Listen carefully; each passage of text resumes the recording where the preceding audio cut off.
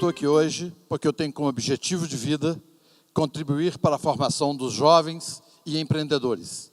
E eu admiro muito essa instituição Endeavor, motivo pelo qual estou muito prazeroso de estar aqui com vocês, contando a nossa história, que de alguma forma poderá ser útil para algum de vocês. Bem, tudo começou, eu sou um menino nascido no interior de Minas, eu sou neto de libaneses e na minha família a educação era muito rígida, no sentido de que você deve procurar ouvir os mais velhos. Você tem que respeitar os mais velhos. Os mais velhos são sábios. Eles já passaram por tudo e eles poderão te orientar melhor. E assim eu fui formado para poder sempre procurar ouvir. Até porque tinha um provérbiozinho que falava assim: Deus deu 2 ouvidos para ouvir muito, uma boca para ficar calada. Então, isso estava sempre na minha cabeça, querer ouvir as pessoas. Então, passado algum tempo, eu já era um menino assim, de uns 7, 8 anos de idade, e, nesse momento, eu tinha um colega de infância, que se chamava Maurício Mitre, e ele tomava aulas de piano com a dona Juju, e todo dia que ele ia tomar aula de piano, ele me chamava, e eu ficava na varanda, ouvindo ele tocar o bife lá do piano. Tom, tom, tom, tom, tom, tom, tom. Eu achava aquilo maravilhoso. Então, aos sábados, eu sou de uma família de 9 filhos, mais 2 de criação, 11. Meu pai achou que 9 não fosse suficiente, então nós éramos 11 filhos. E aos sábados, após o almoço, ele se sentava numa poltrona e fazia fila. Para os filhos pedirem: eu estou precisando de par de sapato, fulano me bateu, e, enfim, tudo que você precisava, você ia falar com o pai naquele momento. E como eu era mais ou menos do meio, e ele me chamava de Zé, e eu tinha uns 6 a 7 anos de idade, então fui, como eu era muito pequeno, e ele me sentou no colo, e falou: eu sei, Zé, o que você deseja? E eu falei assim: eu quero estudar piano. Na hora que eu falei, eu quero estudar piano, a mão dele esquerda estava segurando meu braço esquerdo, mas ele apertou com muita força e eu senti que eu tinha dito alguma coisa errada para o meu pai. E imediatamente eu quis sair. Ele falou: não, fica aqui. Todo mundo aqui, por favor, todo mundo chega aqui perto. Zé, repete para todo mundo o que você falou. Eu falei: não quero mais não. Falei: repete, você quer sim. E eu, constrangido, e alguns dos irmãos fazendo assim, né? Você sabe como é que é, imagina, 10 irmãos se aproveitando daquela situação. E então, eu peguei e repeti com a voz um pouco acanhada, constrangida, quase sem força. E eu falei meio baixo: eu quero estudar piano. Mais alto, e eu tive que repetir: eu quero estudar piano. E ele falou: todo mundo aqui presta atenção. Ninguém nessa casa vai estudar piano. Porque o libanês meu avô veio do Líbano, menino de 14 anos de idade, $6 no bolso, gastou 2 meses para chegar a São João del Rei, Minas Gerais. Então, e começou do nada e constituiu uma vida, um patrimônio. E assim, a família de libaneses, eles eram formados para trabalhar, para ter um comércio. Não era para poder estudar, fazer outras coisas, era para poder ter um comércio. E então, meu pai, com alto e bom tom, disse: prestem bem atenção, ninguém nessa casa vai estudar piano. Acabou. E o senhor, Zé, me apertando o braço com muita força: você tira isso da sua cabeça, você vai crescer, você vai abrir um comércio para você vai ganhar dinheiro, você vai comprar uma casa, e você vai comprar a maior radiola que tiver. Radiola é um negócio, uma caixa comprida, que tocava disco de vinil. Você vai comprar a maior radiola que tiver, e todos os discos de pianista que você quiser. Mas essa ideia você vai tirar da sua cabeça a partir de hoje, ok? E na hora que eu saí, ele ainda me deu um tapa com um pouco de força, que eu senti que não era o tapinho usual que ele me dava. Bem, ali, eu acho que eu fiquei... Meu pai, eu não fiquei traumatizado, mas meu pai ficou traumatizado a partir daquele momento. Porque meu pai, ele viajava muito, e ele às vezes chegava em casa de noite, e ele me acordava, às vezes meia-noite, ela me acordava, e perguntava: Zé, o que você vai ser quando você crescer? E eu falava: eu vou abrir um negócio para mim. Na hora do almoço,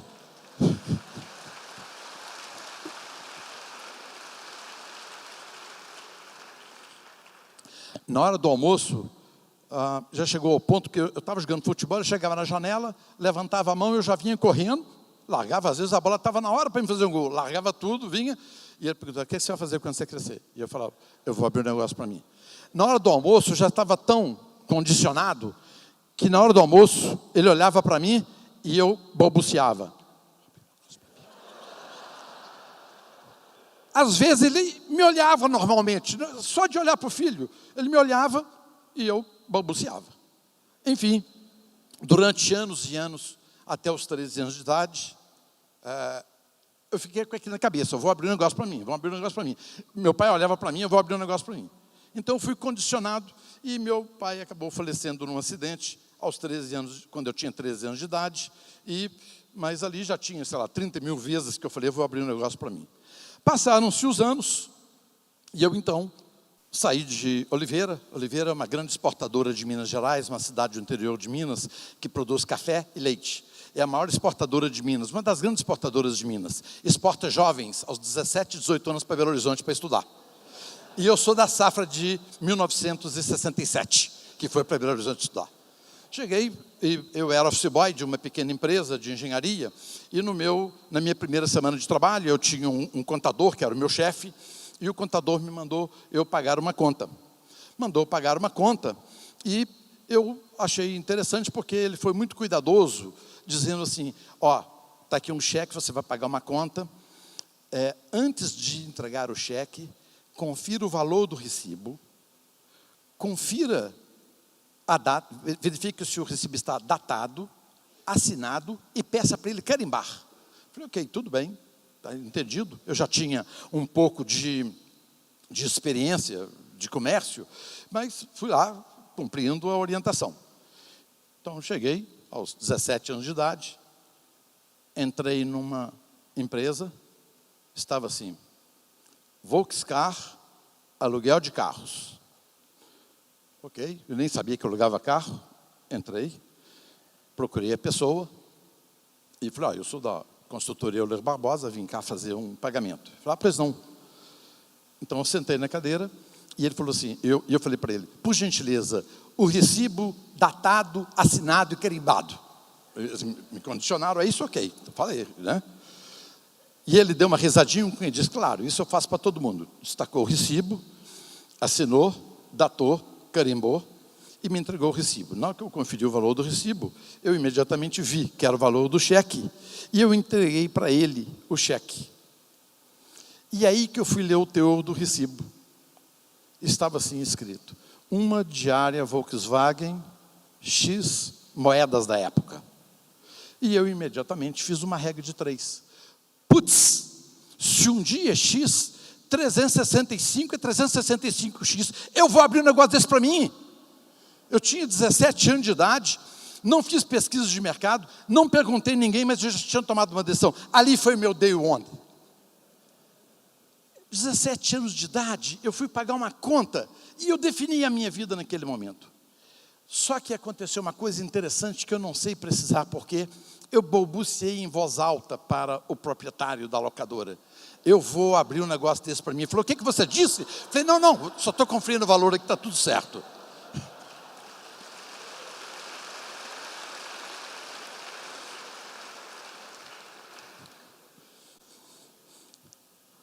Bem, passaram-se alguns anos, eu era office boy de uma companhia, depois eu me transformei em gerente de uma organização, tinha bom salário, tinha tudo bem, carro, benefício, mas aquela coisa me atormentava.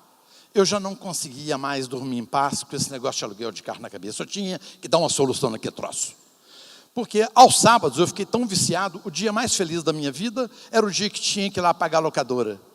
Aí eu marcava tipo 5 horas da tarde, porque aí eu ficava lá de 5 até 6, 6 e meia, sentava, conversava, fiz amizade, e eu achava, para mim era um delírio, quando entrava um cliente, alugava um carro, saía, aquilo me fascinava, eu adorava ir na locadora pagar conta. E aos sábados, como não tinha nada para fazer sábado de manhã cedo, essa locadora ficava numa avenida e tinha um banquinho, um banco de concreto, e eu sentava sábado cedinho, na hora que abria a locadora, 8 horas da manhã, eu sentava lá 8 horas da manhã, e ficava olhando. Saiu um carro, saiu 2, voltou 1, voltou 2, e eu ficava contando quantos carros que alugava, todos os dias eu ficava olhando aquilo, e eu me fascinava com aquele movimento, ele abrindo o capô, mostrando o pneu step, dava a volta no carro, tudo aquilo, eu já sabia de cor como é que alugaria um carro. Então, eu não tive muita dificuldade quando abri a locadora, porque mais ou menos já sabia, de tanto que eu olhava aquela locadora funcionando. Aí, chegou o ano de 1973, eu já tinha 23 anos de idade, e então eu resolvi, em 1973, iniciar o negócio. Mas, como bom menininho do interior, bem educadinho, orientado pelos pais, ouço os mais velhos são sábios, são ponderados, são equilibrados, eles já viveram muito, eles sabem aconselhar. E então, eu fui me aconselhar com pessoas mais velhas do que eu, objetivando sentir se essas pessoas estariam de acordo com a vontade que eu tinha de abrir um negócio de aluguel de carros. Era maio de 1973, onde a maioria de vocês não tinha nascido. Talvez 95% de vocês aqui não tinham nascido nessa época. E era o primeiro choque do petróleo. As manchetes de jornais eram as piores possíveis. Vai acabar petróleo, petróleo vai ficar num preço exorbitante. Então, o que se falava de petróleo assustava. Todos os países estavam preocupados com o preço do petróleo. E quando eu indagava as pessoas, eu falava, como você vai abrir um negócio de aluguel de carro? Se a gasolina vai acabar. Então, puxa, mesmo, realmente eu tenho que repensar esse negócio meu. A gasolina vai acabar, como é que eu vou abrir um negócio de aluguel de carro? E perguntei a diversas pessoas, deixando minha namorada era fascinada, louca, apaixonada por mim.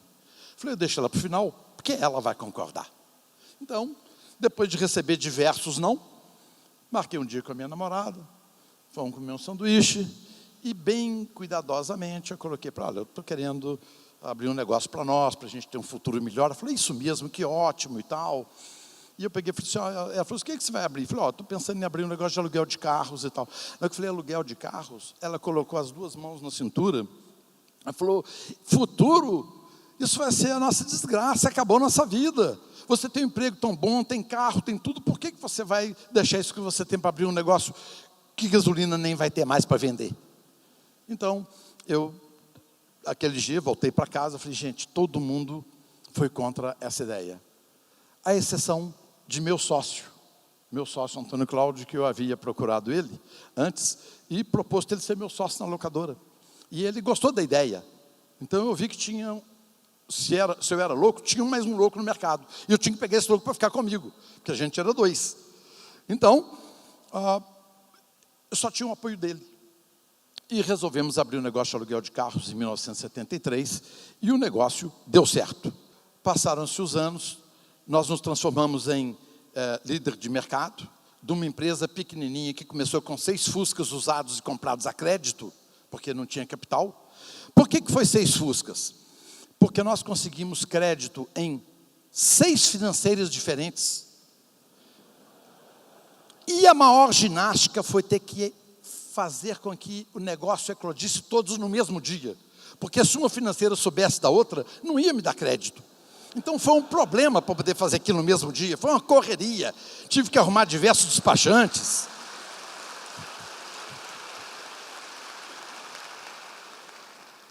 Então arrumamos um punhado de despachantes para poder fazer aquela operação de guerra no mesmo dia e compramos os 6 carros.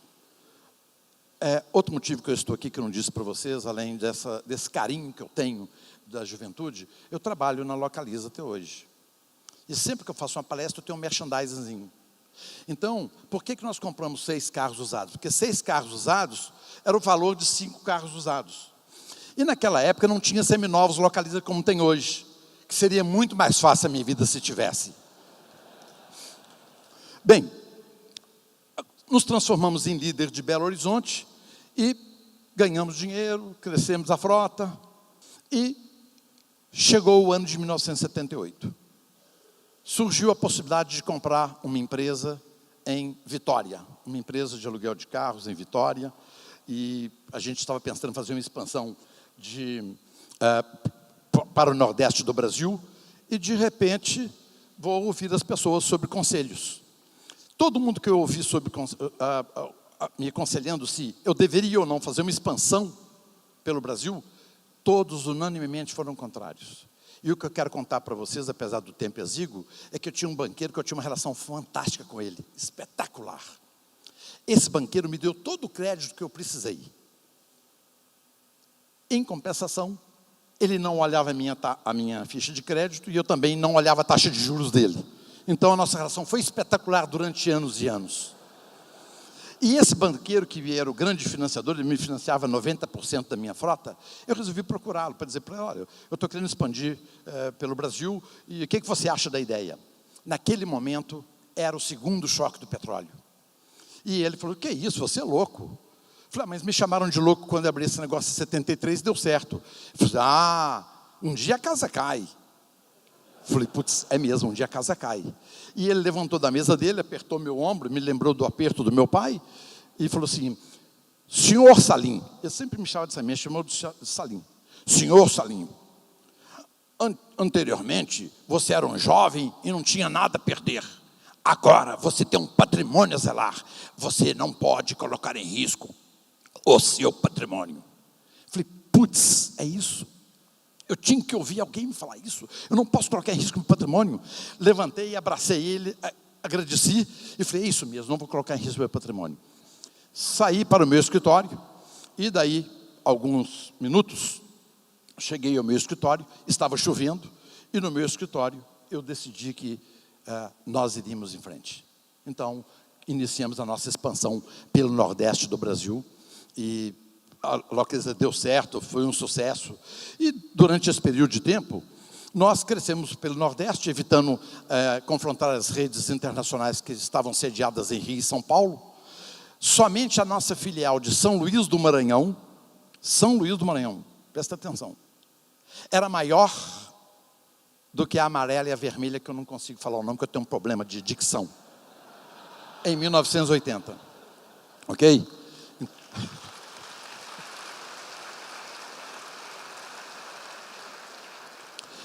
Então, em 1980, nós nos transformamos em líder de mercado sem enfrentar as grandes de São Paulo e Rio. E aí sim, viemos para São Paulo, mas já quem? A maior empresa de aluguel de carros do Brasil. Então nós tomamos, a gente fala, a nossa estratégia foi tomar sopa pelas bordas. E o nosso negócio era crescer. Crescer, e houve momentos de dificuldade, de tomada de riscos, e logo em seguida, o Brasil sempre foi um país de crise. Então, senhores empreendedores, se vocês quiserem esperar uma crise passar, talvez quando você estiver velhinho, talvez o seu neto possa empreender. Mas nunca vai passar. Crises vão ter uma atrás da outra. Nós temos que entender que o ambiente de crise, muitas vezes, é propício. Então, com dinheiro escasso e caro, em 1984, nós decidimos iniciar o franchise no Brasil. De novo, o menininho do interior vai ouvir os mais velhos. Aí fui ouvir diretor de bancos, dono das concessionárias, meus advogados, todo mundo a respeito de iniciar um franchise. Ninguém sabia o que era aquilo naquela época, franchising. O que é isso? Então, tinha que explicar, isso aqui é um contrato que você faz com alguém para aluguel de marca, você transfere know-how, e todo mundo foi contra. E nós resolvemos, apesar das pessoas serem contra, pouquíssimas pessoas já naquela época nos apoiaram, então nós iniciamos o sistema de franchise da Localiza, que se transformou numa grande distribuição da Localiza. Repara então que eu sempre não segui conselho em 73, não segui conselho em 78, não segui conselho em 84. Então parecia que eu estava predestinado a jamais seguir conselhos, apesar da educação que eu recebi. Então, em 1986, implementaram um tal de depósito compulsório sobre o preço de carro. Você tinha que pegar 30% do valor do carro, depositar na Receita Federal para depois comprar o carro. Imagina, um adicional de 30% como empréstimo compulsório. Mesmo naquela época, nós arriscamos todo o caixa da companhia e continuamos expandindo a frota, tomamos uma decisão de risco de forma que nós pudéssemos continuar crescendo. Aí chega o ano de 1992. A Localiza decide, em 1992, devido à crise, era o governo Collor, o PIB negativo, assumiu o Itamar, não tinha negócios no Brasil, como crescer no Brasil, então nós resolvemos seguir para o exterior. E naquele momento também, de novo, fui ao mercado para não cansar vocês, ouvi as pessoas, não, faz isso não. Falei, mas todo mundo falou isso quando eu abri o franchise nacional, deu certo. Não, Salim, no Brasil é uma coisa, no exterior é outra. Uma hora você vai quebrar a cara. Eu falei, é mesmo, uma hora eu vou acabar quebrando a cara. Eu não estou ouvindo o conselho das pessoas.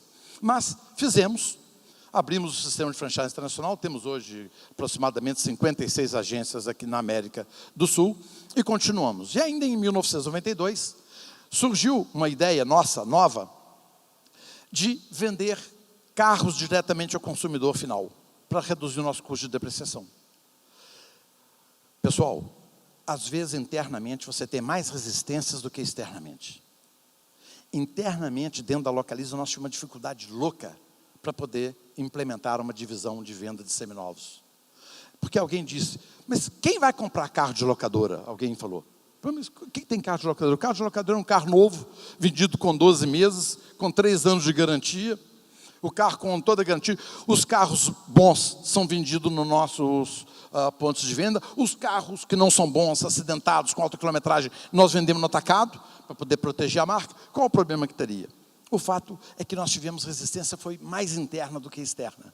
E hoje nós temos 86 lojas de seminovos, vendemos 70 mil carros, somos o maior vendedor de carros da América do Sul.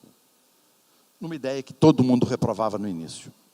Então, passaram-se os anos, e vem mais conselho pela frente, esse não foi o último ainda, e chega o ano de 1997. Em 1997, nosso negócio é de capital intensivo, e nós precisamos de dinheiro. Nós só crescemos se continuar investindo. Então, é o capital intensivo. Então, procuramos um banco. E um banco falou assim, olha, vocês devem fazer, ou abrir o capital, ou vocês devem fazer uma operação de private equity. Então, imediatamente fomos ao mercado e conseguimos um banco, DLJ de Nova York, disposto a comprar um terço da companhia. E eu então fui ouvir. Meus amigos empresários agora já eram um padrão de empresário bom, já das 500 maiores de Fortune e tal. Eu procurei alguns desses empresários, que eu gosto, que eu tenho admiração até hoje, e gosto desses, e os procurei. E interessante que todos eles disseram, Salino, não faz isso não. Você vai ter sócio americano, qual o tamanho do seu sócio? Eu falei, meu sócio é um fundo de 8 bilhões de dólares, esse fundo, mas são 3 fundos de 8 bi. Então, um banco de investimento de 24 bilhões de dólares. Esse meu amigo, no escritório dele da Marginal, aqui em São Paulo, sentado no sofá, já tinha tomado uns 4 ou 5 chá de maçã, e ele pegou e falou assim, Salim, você já dormiu com um elefante? Eu achei aquilo inusitado, eu falei, deve ter uma pegadinha. Eu tenho que ser inteligente para responder isso aqui, que eu não posso decepcionar esse empresário que eu gosto tanto dele. Pensei, mas alguns segundos depois eu falei assim, não vai ter solução. Eu falei, não, nunca dormi com elefante. Ele falou, ok. Ele bateu na minha perna assim. Pois é, Salim. É o seguinte, quando o seu sócio sonhar à noite e rolar na cama, sem querer ele vai te esmagar. E eu imaginei aquela cena, eu falei, nossa, talvez seja isso mesmo. Faltava alguém me dizer isso. Ele falou, Salim, para você ir ao banheiro, você vai ter que ligar para Nova York. Segue sua vida sozinho, você está dando certo, continua trabalhando, você manda no seu nariz. Não faz isso não, deixa de bobagem. Sócio americano, você vai responder processo no Tribunal de Nova York sobre leis americanas. Só o que você vai gastar de advogado, vai levar todo o seu dinheiro. Eu falei, nossa, é isso mesmo. Eu precisava ouvir uma pessoa inteligente, uma pessoa, sabe, esclarecida, que me ajudasse a não fazer besteira, e eu ia fazer uma besteira. Abracei ele, agradeci, obrigado e tal. Peguei um voo das 22 horas, fui para Belo Horizonte, não existia celular, passei no meu escritório para ver o que tinha em cima da mesa, recado e tal. E na hora que eu sentei no meu escritório, eu falei, putz, não é isso. Não está fazendo sentido os conselhos que os meus amigos me deram. Na realidade, eu estou vendendo um terço da companhia. A companhia tinha naquela época, depois de 28 anos de existência, a companhia tinha um patrimônio de 40 milhões de dólares. Eu estava vendendo um terço por 50 milhões de dólares. Então eu estava ganhando mais dinheiro em um dia do que nos outros 28 anos que eu tinha trabalhado. Entendeu? É conta de libanês. Eu falei, não, eu não vou deixar esse dinheiro escapar.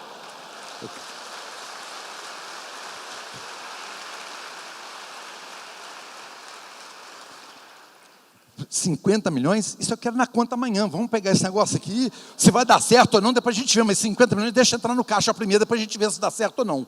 Né? E aconteceu, fizemos o negócio, deu certo, e esse foi o 6º conselho que eu não segui ao longo da minha trajetória. Então, pessoal, finalizando a minha apresentação, eu quero dizer para vocês que hoje, o que a Localiza hoje? A Localiza fez a abertura do capital em 2005, ela tem hoje 8 mil funcionários, 125 mil carros, 565 agências, 86 lojas de seminovos, 5 bilhões de faturamento, 400 milhões de lucro líquido no ano passado, e estamos presentes em 8 países. Essa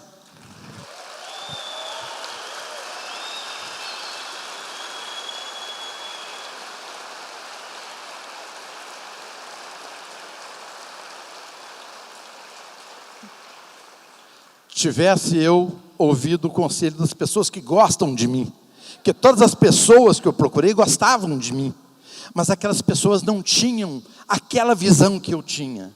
Aquelas pessoas não estavam naquele momento propensas ao risco que eu queria correr. Aquelas pessoas queriam o meu bem e me aconselharam, pensando bem de mim. Então, temos que entender que as pessoas gostam da gente, vão nos aconselhar sempre, mas de uma forma cuidadosa. Então, eu não segui esses conselhos, que ótimo que eu não segui esses conselhos, à exceção de um. Quando você crescer, vai abrir negócio para você. Pessoal, muito obrigado.